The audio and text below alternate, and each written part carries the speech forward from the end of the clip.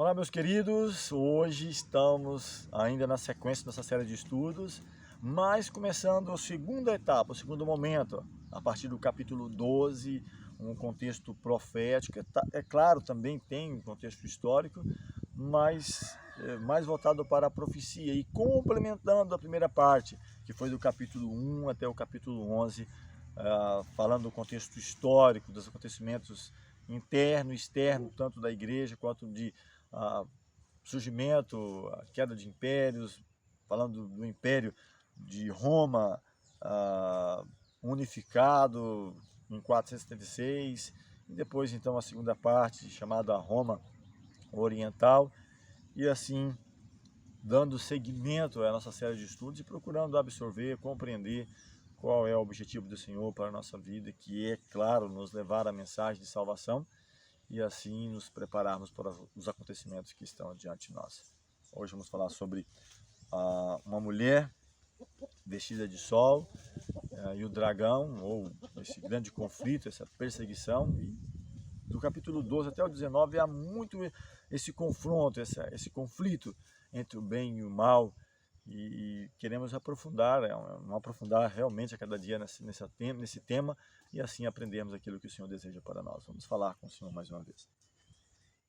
Amorável Senhor, te agradecemos pelo cuidado, a proteção, pela oportunidade de termos concluído a primeira etapa da série de estudos das profecias do Apocalipse, e hoje estamos iniciando o segundo momento, um contexto mais voltado à profecia em si, e pedimos que nos ilumine a mente com a unção do Santo Espírito, nos capacitando a entender e nos dando também o poder para fazer a Tua vontade. Entregamos nossas vidas em Tuas mãos, rogamos a Tua direção em nome de Jesus. Amém. Vamos lá então, Apocalipse capítulo 12, diz aqui sobre o texto na minha Bíblia, fala a mulher e o dragão. Você pode também estar conferindo na sua, se é o mesmo contexto, onde fala o seguinte: viu-se grande sinal no céu. Ele diz assim: a saber, uma mulher vestida do sol, com a lua debaixo dos pés e uma coroa de 12 estrelas na cabeça. Agora, olha só para você ver, será que existe de fato, literalmente, algo assim? Então é importante entendermos as regras de interpretação, a simbologia. Temos esse estudo, caso você ainda não tenha visto, volta um pouquinho, aí na playlist você vai achar regras de interpretação 1 e 2 e os símbolos. Então, quando temos uma mensagem que ela não pode ser compreendida no seu óbvio sentido, então precisamos encontrar no contexto bíblico, profético, histórico, uma aplicação. E a própria Bíblia nos fala, mulher em profecia, já falei lá falando sobre os símbolos, representa a igreja. O sol é um símbolo, bem claro, de Cristo. A lua, aqui debaixo dos pés, uma simbologia da lei mosaica ou do Antigo Testamento, que vivia, quem sabe, à sombra de Cristo ou da cruz, da morte de Cristo, e que posteriormente nós vivemos a glória daquilo que já aconteceu. Então há uma diferença. Então aqui ele menciona aqui uma mulher vestida do sol, uma igreja vestida com o sol, com a justiça de Cristo, aplicando em sua vida a justiça de Cristo, mas ela tinha também como base, debaixo de seus pés, a lua e uma coroa com 12 estrelas. Quem sabe referência às 12 tribos de Israel, aos 12 apóstolos, ou a própria escrito do Novo Testamento fala, fundamentado nos profetas e nos apóstolos, a base. Então não é simplesmente o antigo e nem o novo, mas os dois. E ele continua ainda, que achando grávida, grita com dores de parto, sofrendo tormentos para dar à luz. Então essa igreja, desde o deserto, fizemos essa série de estudos falando, né, dos acontecimentos, do contexto histórico de Israel, e prosseguindo, havia a mensagem de um filho que nasceria, do seu descendente, falando para Abraão, a qual seriam benditas todas as famílias da terra. A casa do Senhor seria chamada casa de oração para todos os povos. Então essa mulher gritando para dar à luz, sofrendo tormentos para dar à luz, e ele fala no verso 3 que viu-se também outro sinal no céu, e eis um dragão grande, vermelho, com 7 cabeças e 10 chifres, e nas cabeças 7 diademas. Então esse dragão aqui poderemos aplicar primeiramente a Satanás. Ele fala que é a antiga serpente, chamada Diabo, Satanás, que engana todos, o grande dragão, mas também podemos aplicar a Roma nos dois períodos, mas primeiramente aqui, principalmente em Roma, período imperial, que perseguiu os cristãos. Já mencionei, a história confirma, no período de Cristo dos apóstolos, todos eles foram mártires nesse período de Roma Império. A profecia de Daniel 2, Daniel 7 apontava para isso, para os acontecimentos, o contexto histórico das nações, quarto reinos que surgiriam. Então ele fala que esse dragão vermelho, 7 cabeças, os 7 formas de governo, vou ainda explicar com mais detalhes essas formas de governo pelo qual passou Roma, não é o foco para esse estudo, mas vou falar no próximo estudo, nos próximos 2 estudos, vou falar sobre esse detalhe, as 7 formas de governo pelo qual Roma passou. Então, 7 cabeças, 10 chifres, 7 formas de governo, e também os 10 chifres, 10 reinos pelo qual Roma dividiu, quando ela, a partir de 476, não se mantém como império unificado. Então é dividido, isso torna o que nós conhecemos hoje como a Europa, ou nações que compõem ali a Europa. E diz aqui que a sua cauda arrastava a terça parte das estrelas do céu, as quais lançou para a terra. E o dragão se deteve em frente da mulher que estava para dar à luz, a fim de devorar o filho quando esse nascesse.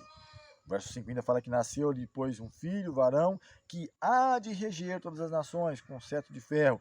E o seu filho foi arrebatado para Deus até o seu trono. Falando aqui sobre a sua cauda, ou seja, o falso profeta, ou mensageiros falsos que foi utilizado, e que não só no contexto do Antigo Testamento, falsos profetas, mas nos próprios dias de Cristo, os apóstolos, falsos profetas, falsos ensinadores, principalmente no período aí, como nós mencionamos, da Idade Média, de um falso sistema religioso de adoração, de imposição. Muitas doutrinas foram mudadas, vou falar sobre isso também na sequência de nossa série de estudos, doutrinas que foram mudadas, aquelas doutrinas que vinham da base da comunidade de Israel, a igreja cristã primitiva, que foram adulteradas, mudadas, arrancadas, a partir, quem sabe, do 1º século, mas com maior força, 2º, 3º século, chegando aí no ano 538, quando já havia eliminado ou expulsos, quem sabe, os restantes que se opunham, e se estabelece sem agora maior resistência. E ele fala que ele procura devorar o filho, e o inimigo utiliza de médiuns, assim como utilizou a serpente lá no Éden para enganar a Eva. Ele usa do engano, da mentira, da astúcia, e quando falha a guerra, da força, da violência, e ele, usando ali o poder dominante na época do Império Romano, de Israel, matou as crianças de 2 anos para baixo, procurando matar o Filho de Deus. Eles tem que ir para o Egito, até mesmo cumprindo a profecia, falando que do Egito chamei meu filho. O apóstolo faz uma aplicação a isso. Mas ele menciona que esse filho foi arrebatado, esse filho que há de reger as nações. O que nós mencionamos e voltamos a repetir, é o próximo reino, o 5º reino universal, o reino de Cristo, onde está estabelecido, e diz que será dado galardão aos seus servos, os profetas, apóstolos, mártires de todas as épocas. E diz aqui ainda que a mulher, porém, fugiu para o deserto, onde lhe havia Deus preparado lugar para que nele a sustentasse durante 1260 dias. Então foi o período, mais uma vez falando sobre esse período, 7 ao todo, falando 42 meses, um tempo, 2 tempos, metade de um tempo, ou, como ele diz aqui, 1260 dias, que se você calcular vai dar justamente de 538 a 1798 depois de Cristo, um período da Idade Média, onde aqueles que queriam ser fiéis aos ensinos da palavra, aquilo que Cristo, que os apóstolos, que os patriarcas, os profetas ensinaram, tiveram que fugir, sem contar os milhares e milhares que foram mortos. Então ela teve que ficar no deserto. Por isso que no estudo anterior, falando sobre as 2 testemunhas, tiveram que testemunhar vestidas de saco, porque era costume quando você está, quem sabe, muito triste, está com um problema, então se vestia de saco, de cinza, mostrando ali a sua tristeza pelo que estava acontecendo. E assim houve.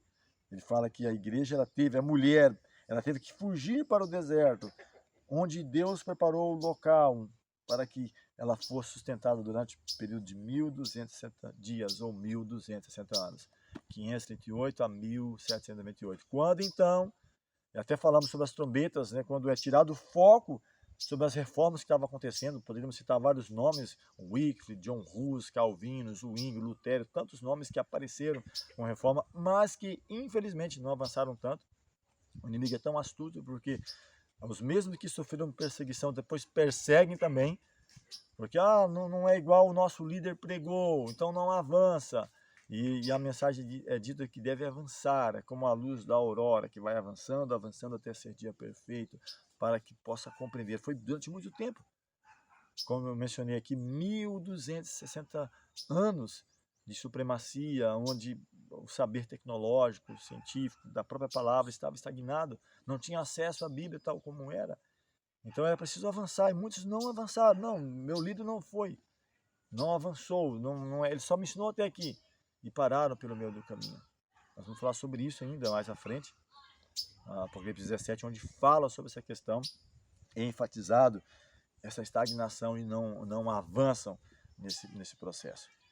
E aqui ainda falando que, voltando ao passado, quando houve um confronto no céu, versículo 7, diz que houve peleja no céu, Miguel e seus anjos pelejavam contra o dragão, também pelejavam o dragão e os seus anjos. Lúcifer, eu fiz um estudo sobre isso lá no começo da nossa série, onde fala sobre a queda de Lúcifer, ou por que foi permitido o pecado.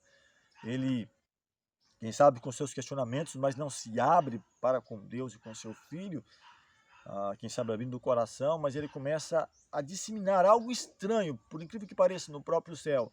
Uma inveja, né, de Cristo, como unigênito, como Filho de Deus, o único que poderia prescrutar todos os propósitos do Eterno, e ele então começa a ter uma inveja de Cristo. Eu estou colocando que hoje nós conhecemos como inveja, e olhando para si mesmo, ele começa a disseminar dúvidas na mente dos anjos. Ele que era como representante de Deus, não somente ali no céu, chamado Lúcifer, anjo de luz, mas também em outros mundos, né? E ele então começa a disseminar essas ideias. Deus deu tempo, quem sabe, para arrependimento, até que não houve mais condições. Diz que houve um confronto. Cristo, que é chamado aqui de Miguel, com os anjos, que manteve fiel ao seu governo de um lado, e do outro, Lúcifer, que até então era chamado Lúcifer, mas que passa a ser chamado do diabo, dragão, antiga serpente. Então, confrontando, o Senhor, o Eterno, permite que haja esse confronto, e diz o texto que, todavia, o verso 8, não prevaleceram, nem mais achou no céu lugar deles, ou para eles. O verso 9 diz que foi expulso, e aí ele fala, o grande dragão, a antiga serpente, porque ele usou a serpente para enganar a Eva, o diabo, quer dizer inimigo, e Satanás, o sedutor de todo mundo. Sim, foi atirado para a terra, e com ele os seus anjos. Então ele usa de sedução. Ele não chega para você como muitos, ele até, quem sabe, gosta de ser pintado dessa forma, como com um rabo, uma cauda, com chifre, com pés de pato. Ele até acha, porque leva, quem sabe, a descrédito, né? Como se fosse um conto, uma piada, né? Mas ele usa de sedução. Ele não chega para você falando assim, olha, eu sou o diabo e estou aqui para destruir a sua vida. Ele usa aquilo que é mais atrativo para você. Aquilo que para você é atrativo, é atraente, pode não ser para outro. Ele usa da sedução, ele usa do engano, da mentira, da astúcia. E quando falha, usa da guerra. Como ele ousou desafiar o próprio Deus no céu, foi expulso. Aqui na terra, quando Cristo morre, rompe-se, quem sabe, o último elo de simpatia que havia com ele, entre ele e outros mundos, porque era tão grande a sua influência no céu, que o Eterno até mesmo não destrói a princípio, poderia ter feito facilmente, mas haveria questionamentos, perguntas, e a única lei que rege o céu é a lei do amor. Não por imposição, como o inimigo tem feito, tem levado à destruição, leva a pessoa, quem sabe, a se viciar em algo e depois destrói, leva à guerra, a cobiça e todos esses maus pressentimentos ou sentimentos que possam ter no coração humano. E o verso 10 diz ainda, então ouvi grande voz do céu proclamando, agora veio a salvação, o poder, o reino do nosso Deus e a autoridade do seu Cristo, pois foi expulso o acusador de nossos irmãos, o mesmo que os acusa de dia e de noite diante de nosso Deus. Então o trabalho dele é acusar, nos leva a se afastar de Deus e nos acusa. Lembram do contexto de Jó? Diz que ele ainda quando ia como representante daqui, quando os filhos de Deus iam se apresentar, e Deus diz, de onde vens? Ele fala de rodear da terra e passear por ela. Observaste meu servo Jó, homem justo, íntegro, reto, que desvia do mal, e diz, mas também o cercaste de bens, de riqueza, toque na sua saúde, toque nos seus bens, que verás que blasfemará de ti na tua cara. Então ele é o acusador, e ele diz aqui, alegrai os céus, porque foi expulso o acusador dos nossos irmãos. E eu quero até parafrasear de que isso não tem a ver simplesmente com a expulsão dele ali a princípio, quando ele foi atirado, quando houve esse confronto, mas quem sabe até mesmo na morte de Cristo, quando rompe-se esse elo de simpatia ainda, quando viram Cristo, aquele que era em forma de Deus, não teve usurpação ou ser igual a Deus, mas esvaziou, aniquilou-se, tomando forma de servos e foi fiel até a morte de cruz. Quando, desde o nascimento, ele torna o caminho de Cristo o mais terrível possível, perseguindo, procurando destruir.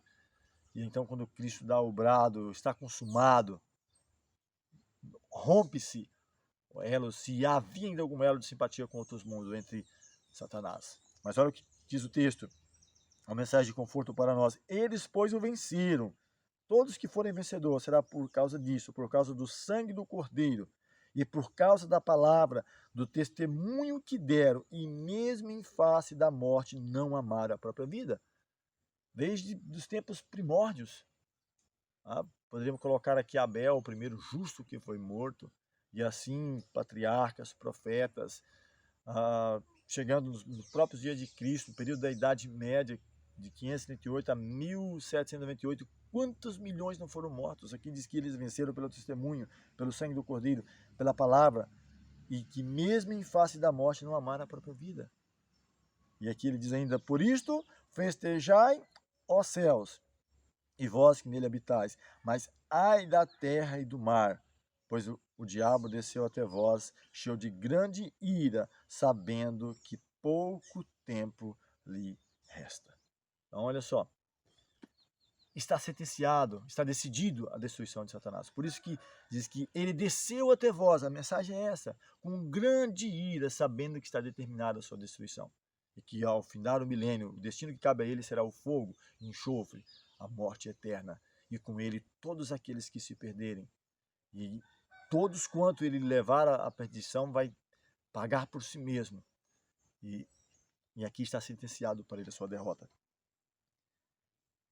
Fechando aí o nosso pensamento, a partir do versículo 13.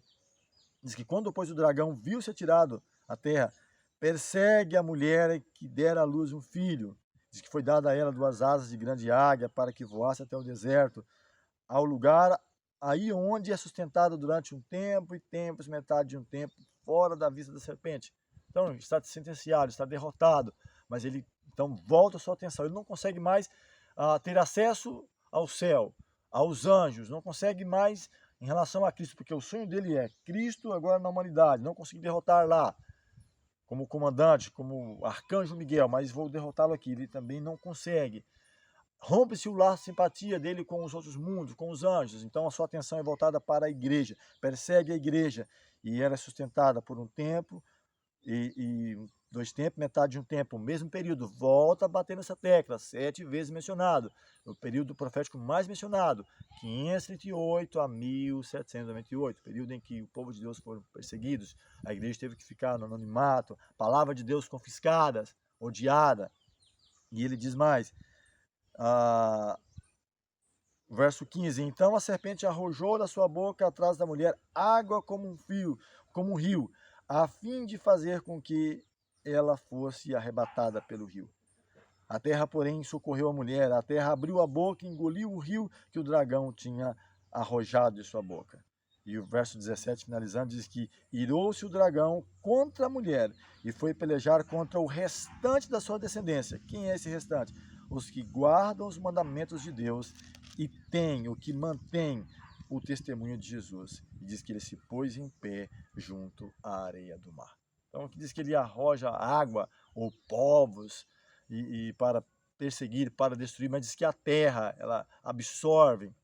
Aqui vamos começar a entrar em um outro contexto que eu vou falar, Apocalipse 13, em 2 momentos, já é a nossa sequência. Apocalipse 13 é uma besta que sobe do mar e uma besta que sobe da terra, onde uma nação surge, entra em evidência e que é de grande apoio para a igreja que estava em perseguição, que acolhe essas pessoas e que entra agora no contexto de liberdade civil e religiosa, onde as pessoas poderiam adorar segundo os ditames do coração, a liberdade de consciência, de expressão.